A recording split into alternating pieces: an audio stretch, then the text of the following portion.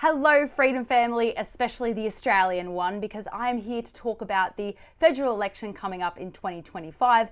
Now, of course, we don't have the date yet, but it's going to be in 2025. So I wanted to make a preemptive video to let you know where I stand, where we stand, what we can do. So what I'm going to go through in this video is firstly, what have we learned from the last federal election that maybe we can use in this one? And secondly, what is the plan for the federal election? My plan, and what I have some suggestions for you as well. Now, the first thing I want to go through is what we've learned from the last federal election. Now, we did a lot of work in the 2022 federal election. We did lots of volunteering, and we also had a huge campaign called Putting the Majors Last. Now, when I say we, I mean as a collective freedom movement. Now, the Putting the Majors Last sounded like a great idea, and it was, in theory, a great idea, but actually it didn't work. It worked maybe in some ways, but it didn't actually achieve what we wanted to achieve. And the reason is because a lot of people don't know how to vote properly, and because they don't consider Greens a major party, which, by the way, Greens are not a major party. But if you put Labor and Liberals last, but you put the Greens and the radical lefties like the Animal Justice Party and so forth, the Socialist Party, in front of the major parties, that meant that your vote through the preferential system actually ended up with a socialist radical lefty party, which is not what anyone wanted. But anyway, we're not going to do put the majors last again, because it doesn't, that concept doesn't work, and we've learnt our lesson with that. But actually it was hugely impactful in other ways, but we can't do that again. Secondly, we had a huge volunteer campaign called Make Your Vote Count, which achieved a lot of things. It didn't necessarily achieve our mission. However, it brought a lot of people together. But what I found the biggest problem with Make Your Vote Count is that we were trying to help all the centre-right minor parties at once. And unfortunately, you can't do that in an election. You have to choose a team or an individual, because imagine this, you're an everyday voter who doesn't know much about voting, and you turn up to a polling booth and a volunteer gives you 4 how to vote cards. I mean, what would you do? You're going to throw them all in the bin and not even look at them, because all the how to vote cards contradict each other. So how are you supposed to choose which one? So definitely this time around, we have to only help one person or one party if we're going to have an impact at all, without like confusing the absolute bejesus out of people. Energy versus reward is really important, reflecting on the 22 election, because I still have some PTSD from the amount of effort, Zoom calls and organisation that all took. And unfortunately, we didn't get the reward that we necessarily wanted. However, like I said, it still achieved some things. But moving into the next federal election, I think it's really important that you prioritise your time, your energy versus reward, and just reflect on that. Now, anything that could have been done to necessarily affect the next election in a big way, probably it's too late for a new huge campaign. Anything that was going to be done would have had to have been started about a year ago.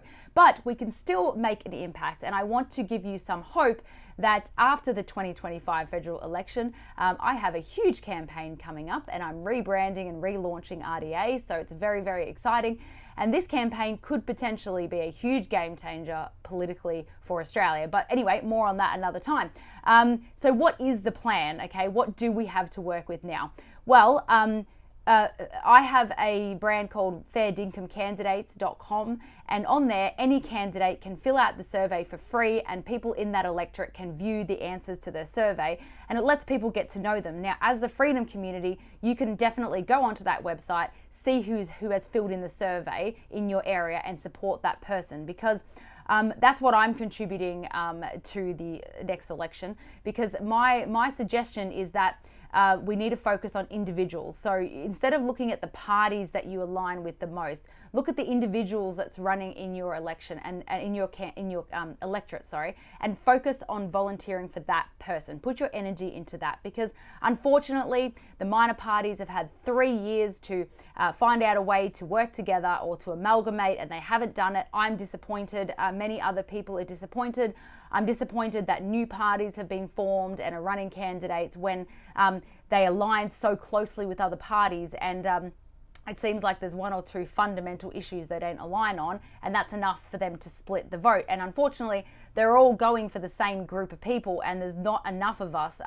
Apparently in the last election, we had about 10% of votes were for the minor parties. And if that was for one minor party, then we could actually make a huge difference. But because it's split over 5 or 6, it's really, really terrible. So because there's all that mess going on, I really think it's important to focus on individuals instead of parties. And I really would like to say as well is to not turn your back on a party just because you don't agree with one particular thing that they've done or that they've said or a policy or something like that, because then we're never going to get anywhere, because the left are very well aligned on all of their morals because they're new and fabricated morals, in my opinion.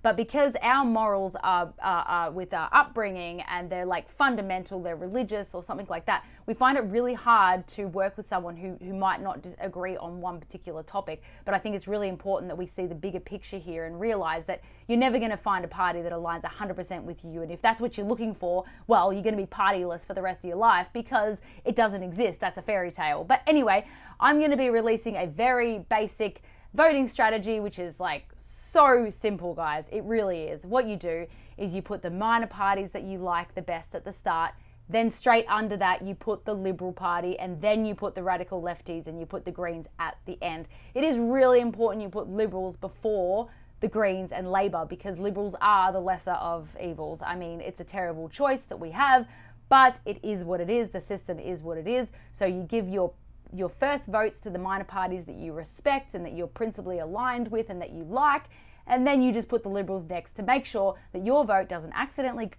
go to the Greens or a socialist party, okay? So it's really, really simple. So that's pretty much it. Volunteer for individuals other than parties. Don't snuff a whole party just because of one thing. Put your minor parties first, then your Liberal, and then the rest after that. And let's learn from the last election and not like kill ourselves trying to volunteer for every Tom, Dick and Harry that you like, okay? Because it's just not realistic. And have hope that after the federal elections, RDA is coming back with this massive campaign that's going to be, I think, a game changer. I've been working on it for a really long time, and RDA is going to be a lot different than it was before, because I don't need staff or anything, because back in the day when RDA started, everyone was so desperate and they needed someone on the phone, someone on emails, etc. So it's just me just doing campaigns with RDA, and the brand Reignite Democracy Australia is just such a good name, and I think it's still so relevant. I think we still do have a sliver of democracy left in this country, and the new tagline for Reignite Democracy Australia is going to be democracy only works when voters participate. Now, that tagline will make a lot of sense after the federal election, and I think we have a real chance to do something. It's a new strategy. I'm super excited about it. But anyway, more on that later. I will definitely be making videos leading up to the election, of course, but I wanted to get in there nice and early and let you know my thoughts and my plans for the election. So good luck. Start figuring out who your individuals are in your local area that you can support.